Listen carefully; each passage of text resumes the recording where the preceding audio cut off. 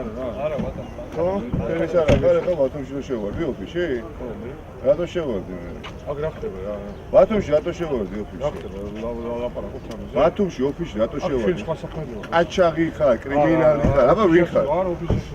გურჯანაძეს პარტიიდან კენჩი ყიდი დიდუბის რაიონში, ხო? არ იყიდი?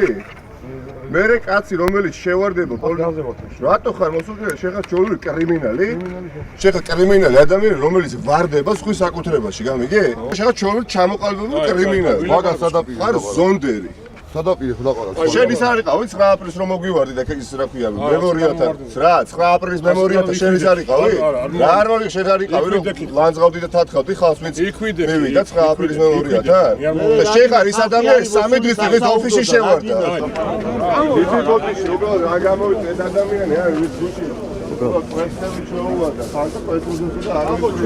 ჩვენ მოვედით რეალურად მაინტერესებს